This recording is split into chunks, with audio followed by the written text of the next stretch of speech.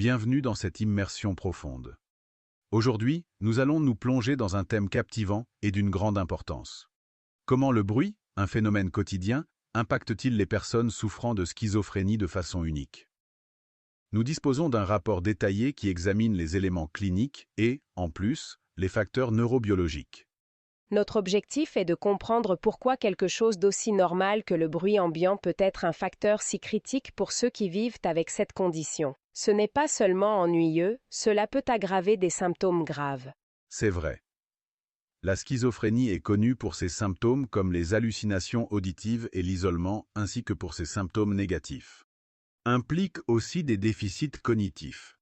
Tout cela conduit à une façon différente pour le cerveau de traiter son environnement. Et le rapport parle d'hypersensibilité. Que signifie cela exactement dans ce contexte? C'est comme si, comme si le volume du monde était toujours plus élevé pour eux. Oui, en partie oui. Beaucoup de personnes schizophrènes ont une hyperacousie, ce qui signifie que des bruits ordinaires leur paraissent très forts, insupportables ou même entraînent des réactions de misophonie. Il s'agit de réactions émotionnelles intenses à des bruits particuliers.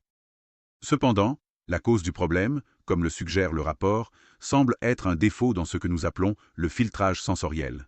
Filtrage sensoriel. Est-ce que tu parles de la capacité du cerveau à trier ce qui est essentiel et ce qui ne l'est pas? Oui.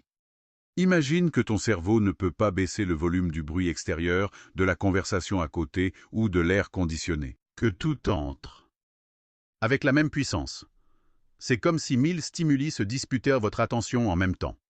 Cette difficulté à faire le tri entraîne une surcharge continue, un grand épuisement mental. Je comprends. Donc ce filtre qui ne fonctionne pas bien ne rend pas seulement le bruit désagréable, mais aggrave aussi directement les symptômes. Absolument. Cela a pu rendre les hallucinations auditives plus graves ou plus fréquentes. Si c'est déjà compliqué de distinguer le vrai du faux, imagine un assaut de bruit extérieur que tu ne peux pas gérer. Et bien sûr, cela affecte aussi le cognitif. L'attention et la mémoire, des fonctions souvent déjà touchées dans la schizophrénie. Il est dur de penser clairement. Et le sommeil, qui est déjà compliqué dans la schizophrénie. Un autre point clé, oui. Le bruit pendant la nuit, car cela casse le repos. Nous savons que le fait de mal dormir affecte les neurotransmetteurs, comme la dopamine, qui est très impliquée dans la psychose. C'est un cercle vicieux. Le bruit empêche de dormir. Mal dormir te rend plus sensible au bruit, ce qui peut aggraver d'autres symptômes. Le rapport désigne cela comme un facteur de stress environnemental, s'ajoutant au bruit mental de la maladie. Évidemment, c'est logique. Ce n'est pas juste une impression, n'est-ce pas? Le rapport fait référence à des bases neurobiologiques. Tout à fait. On discute des déséquilibres dans les neurotransmetteurs. Par exemple, la dopamine, qui est excitante, pourrait être trop active. Et le GABA, qui est l'inhibiteur principal, le frein, ne fonctionnerait pas correctement pour gérer cette surcharge. Et on voit aussi des changements dans la structure de certaines zones du cerveau, comme l'insula, qui est super importante pour intégrer ce que nous ressentons et ce qui vient de l'extérieur. Disons que le cerveau est reconfiguré d'une manière différente pour traiter les sons. D'accord, la situation est complexe, mais si on comprend le problème, que peut-on faire?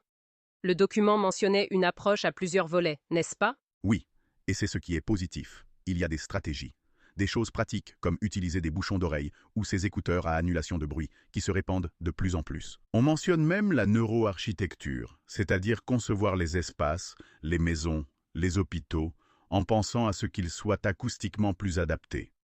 Calme, avec des matériaux qui absorbent le son et des configurations qui évitent les résonances. C'est vraiment fascinant, ce concept de neuroarchitecture. Et en plus de changer l'environnement physique. On peut utiliser le son. Les sons de masquage, comme le bruit blanc ou le bruit rose, forment un fond sonore constant et prévisible, ce qui aide à masquer les bruits indésirables et inattendus. Et puis, il y a les thérapies, bien sûr. La thérapie cognitivo-comportementale, la TCC, peut aider à changer la façon dont on réagit à ces sons inévitables. La musicothérapie semble également utile. Et très important, le rôle de la famille et des soignants. Il est essentiel d'aider à créer un environnement domestique calme et prévisible.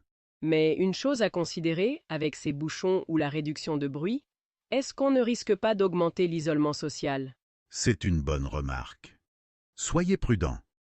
La clé est l'équilibre et que ce soit un choix personnel.